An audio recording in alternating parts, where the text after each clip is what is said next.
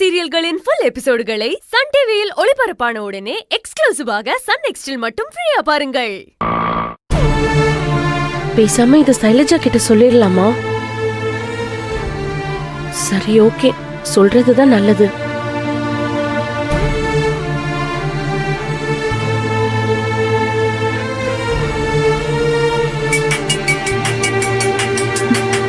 வெண்ணிலா கூப்பிடுறா. ஹலோ வெண்ணிலா, அருவி அங்க வந்தாலா இல்லையா? அது ஐயோ, இங்க வீட்டுக்கு வரலன்னு அம்மா ரொம்ப டென்ஷனா இருக்காங்க. வெண்ணிலா, என்னாச்சு வெண்ணிலா? இன்னும் ஏன் அருவி வரல? சைலஜா, நான் சொல்றதை கேட்டு நீங்க டென்ஷன் ஆக வேண்டாம்.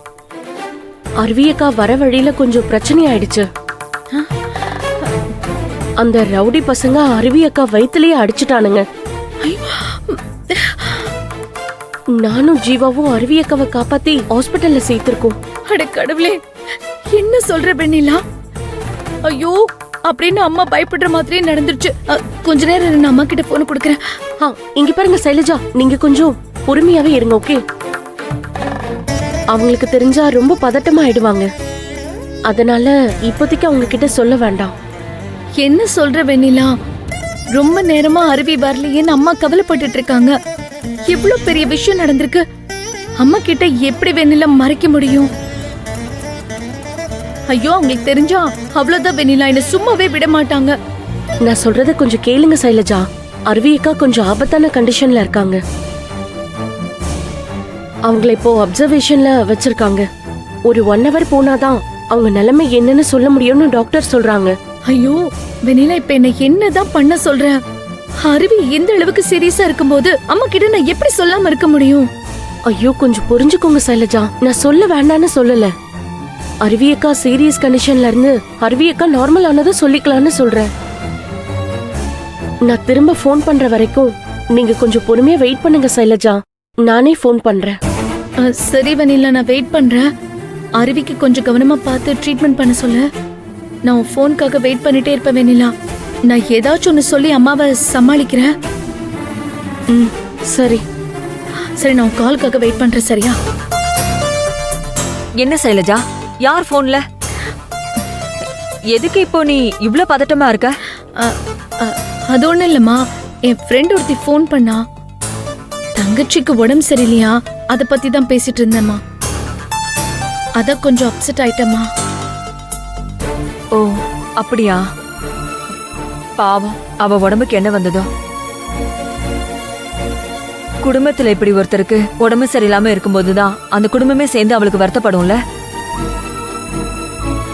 அதெல்லாம் என் பொண்ணு அருவி வந்ததுக்கு அப்புறம் தான் என்னாலே உணர முடிஞ்சது.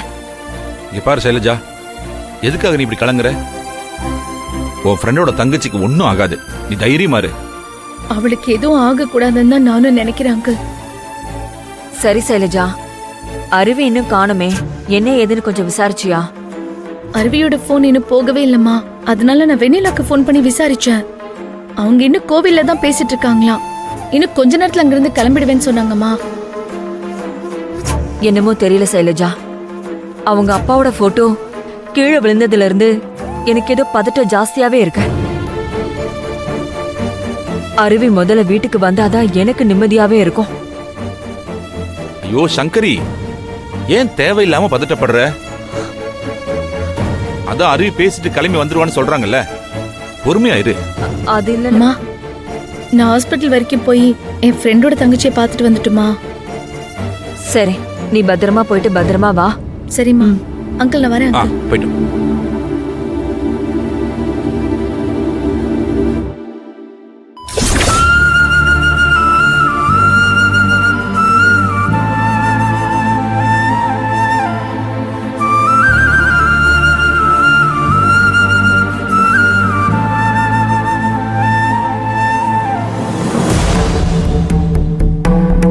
அப்பா. ஆமா, இது உட்கார்.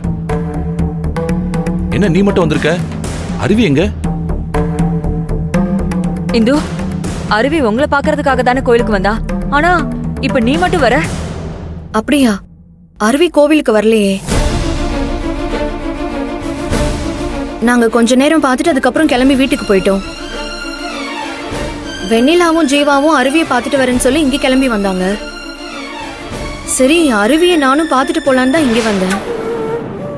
ஆனா நீங்க அருவி கோவிலுக்கு வந்தான்னு சொல்றீங்களே?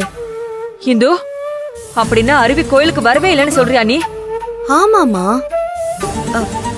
புகழும் அருவியை பார்க்கறதுக்கு தான் எங்க கூட கோவிலுக்கு வந்தாரு. ரொம்ப நேரம் அருவிக்காக காத்துக்கிட்டு இருந்தோம். ஆனா அருவி வராததுனால புகழ் கோச்சுக்கிட்டு எங்க எல்லாரையும் வீட்டுக்கு கூட்டிட்டு போயிட்டாரு. அதுக்கப்புறம் நான் தான் அருவி வந்தாலான்னு பார்த்துட்டு வர சொல்லி ஜீவாவையும் வெண்ணிலாவையும் வீட்டுக்கு அனுப்பி வச்சேன். இந்து, அருவி உங்களை பார்க்கணும்னு சொல்லிட்டு தானே கோவிலுக்கு வந்தா? ஆனா நீ வரலன்னு சொல்ற. நீ என்ன சொல்ற? நீ சொல்றபடி பார்த்தா வெண்ணிலாவும் ஜீவாவும் கூட இன்னும் இங்க வரலையே. அண்ணே, நான் சொன்னேன்ல இதுக்காக மட்டும்தான் நான் பயந்தேன். இப்ப பாத்தீங்களா, அவ கோயிலுக்கே வரலன்னு சொல்றாள். அப்ப என் பொண்ணு எங்கனே போயிருப்பா? சங்கரி, ஒருவேளை இவங்க கோயில்ல இருந்து வீட்டுக்கு போனதுக்கு அப்புறம் அருவி கோயிலுக்கு போயிருப்பா. இவங்க இல்லைன்னு தெரிஞ்சதும் கொஞ்ச நேரம் வெயிட் பண்ணி பார்த்துட்டு திரும்ப வந்துருவா.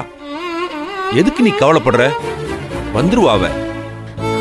இல்ல. ஆமாமா, கண்டிப்பா அப்பா சொல்ற மாதிரி அருவி எங்கேயும் போயிருக்க மாட்டா. நாங்க அங்க இல்லைன்னு ஆட்டோமேட்டிக்கா அவ வீட்டுக்கு தானே வரப்போறா. சரிம்மா, நான் அருவி வந்ததுக்கு அப்புறமா வரேன். கிளம்புறேன்ப்பா. இல்ல இரு இந்து. அருவி வந்ததுக்கு அப்புறம் நீ வெயிட் பண்ணி பார்த்துட்டே போ. எதுக்குமா வந்த உடனே அவசரமா திரும்ப கிளம்புற? அருவி வரட்டும், கொஞ்ச நேரம் உட்காந்து அருவியை பார்த்துட்டு போலாம்ல. இரு இந்து. சங்கரி, நீ ஒண்ணு பண்ணு. இந்து கொஞ்ச நேரம் உட்காரட்டும், நீ போய் காஃபி எடுத்துட்டு வா. அதெல்லாம் எந்த ஃபார்மாலிட்டிஸும் வேண்டாம்ப்பா, சும்மா இருங்க. இருமா. இல்ல இந்து, நான் காஃபி கொண்டு வரேன், நீ வெயிட் பண்ண. நான் அருவி இன்னும் வரலையேங்கிற டென்ஷன்ல இருந்தேன், அவ்வளவுதான். நீ எதுவும் தப்பா நினைச்சுக்காத. ஒரு 5 நிமிஷம் இருமா, நான் போய் காஃபி எடுத்துட்டு வரேன்.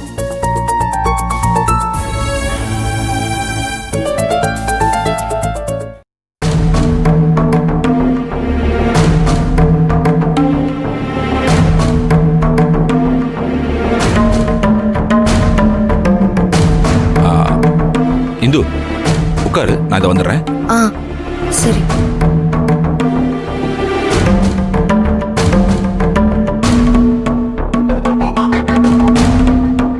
சங்கரி, எங்க போயிருப்பா என் பொண்ணு? சங்கரி, என்னம்மா காஃபி போறேன்னு வந்துட்டு இங்க என்னமோ யோசிச்சு நின்னுட்டு இருக்க? அண்ணே, எனக்கு இவ இப்படி வந்து சொன்னதுக்கு அப்புறம் கையும் ஓடல காலும் ஓடல. என் பொண்ணு கோயிலுக்கு வேற வரவே இல்லைன்னு சொல்றாள். என்ன நீ இப்படி எதையாவது நினைச்சு பதறிட்டு இருப்பேன்னு தான் நான் இப்ப உள்ள வந்திருக்கேன். இந்த பாரு சங்கரி, தேவையில்லாம நீ பதட்டப்படாத. இந்து வீடு தேடி வந்திருக்கால, அவ மனசு சங்கடப்படுற மாதிரி எதுவும் நடந்துக்காத.